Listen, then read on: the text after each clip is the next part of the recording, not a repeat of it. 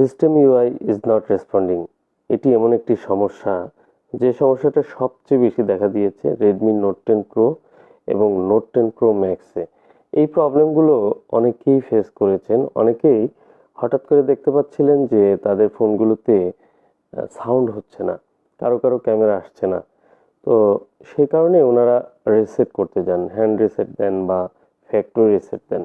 আর factory reset হয়ে যাওয়ার পর দেখা যায় ফোনগুলো একদম পুরোপুরি অনই হচ্ছে না। তখন স্ক্রিন কালো হয়ে অনেকক্ষণ পরে লেখা আসে system UI is not responding. তো এই সমস্যাটা আসলে কেন হয়, কোথা থেকে হয়, আর কিভাবে সলিউশন করা যায়, সেটি আজকে আর আলোচনার বিষয়। তো আপনাদের এই Redmi note 10 pro, note 10 pro max এই টাইপের যে ফোনগুলো রয়েছে, সেগুলো যদি এই ধরনের প্রবলেম হয়, তাহলে এটি মনে রাখবেন, এটি কিন্তু সফটওয়্যার দিয়ে বা ফ্যাক্টরি রিসেট দিয়ে প্রবলেমটি সলভ হবে না। যদি আপনার ফোনে ইতিপূর্বে ক্যামেরা বা সাউন্ড ইস্যু বা এই ধরনের কোনো ইস্যু থাকে, তাহলে অবশ্যই আপনাকে এটি হার্ডওয়্যারে প্রসেসরটি রিবলিংয়ের মাধ্যমেই সলভ করতে হবে।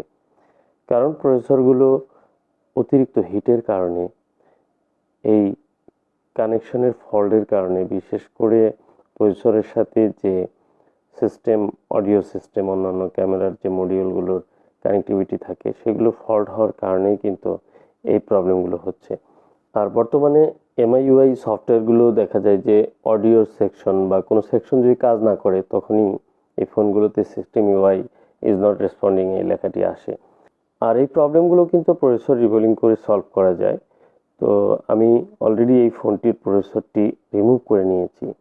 আর এই প্রসেসর রিবোলিং খুব নিখুঁতভাবে, সুন্দরভাবে করতে পারলে ফোনটি একদম আগের মতো আবার সচল হয়ে যায়।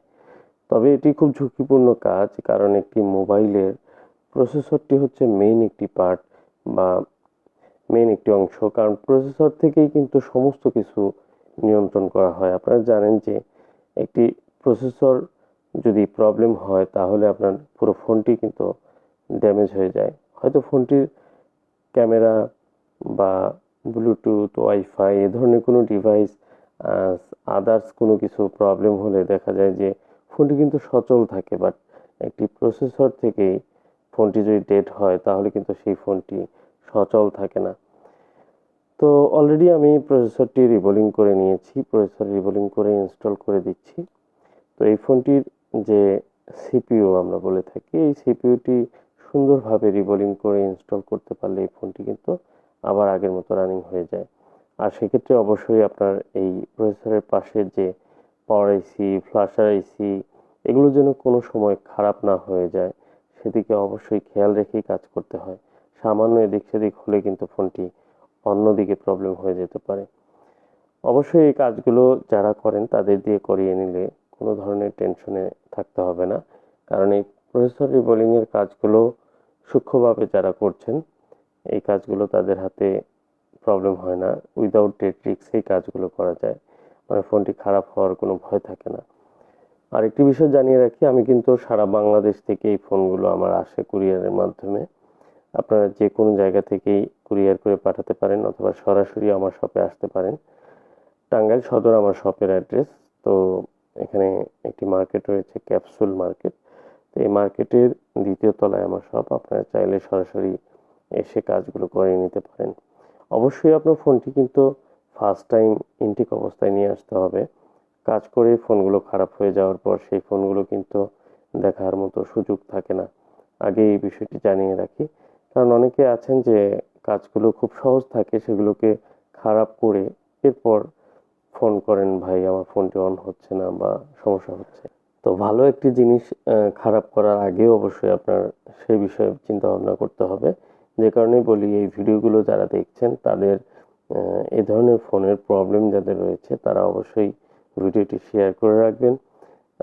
কারণ পরিচিত যারা আছে তারা যদি জানে, তাহলে এই ভুল জায়গাতে এই কাজগুলো করাবেন না। অ্যাকচুয়ালি এই কাজগুলো এখন অনেকেই করেন, বাংলাদেশে অনেকেই সিপিইউ রিবোলিং এর কাজগুলো করেন, বাট এখনো পর্যন্ত কিন্তু এই ফোনগুলো খারাপ হয়ে যাচ্ছে। আসলে এগুলো ডেট্রিক্স নিয়ে বা খারাপ হয়ে যাওয়ার পর তখন কিন্তু কিছু করার থাকে না। তো আমার ফোনটি কমপ্লিট হয়ে গেছে। এই ফোনটির যেহেতু রিসেট করা ছিল, ম্যাক্সিমাম ফোনই কিন্তু রিসেট দেওয়ার পরেই system UI is not responding লেখাটি আসে, যে কারণে এটা পরবর্তীতে পুরা কমপ্লিট করে নিতে হয় পুরোপুরি। এখন আমি ওয়াইফাই কানেক্ট দিয়ে নিলাম এবং এটিতে কোনো পাসওয়ার্ড থাকলে সেটি দিয়ে আমি ফোনটি সম্পূর্ণ করে নেব। তো আশা করি ভিডিওটি ভালো লাগছে। ভালো লাগলে অবশ্যই ভিডিওটি লাইক করবেন আর চ্যানেলটি সাবস্ক্রাইব করবেন। বিশেষ করে অ্যান্ড্রয়েড ফোনের যে সিপিইউ ইস্যুগুলো আসছে বর্তমানে, এই ইস্যুগুলো নিয়ে আমি কাজ করে থাকি।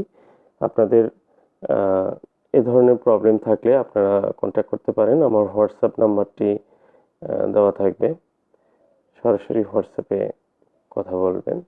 তো এই ফোনটিতে প্যাটার্ন লক দেওয়া রয়েছে, আমি পরবর্তীতে লকটি নিয়ে আনলক করে নেব। আজকের মতো এ পর্যন্তই। আসসালামু আলাইকুম।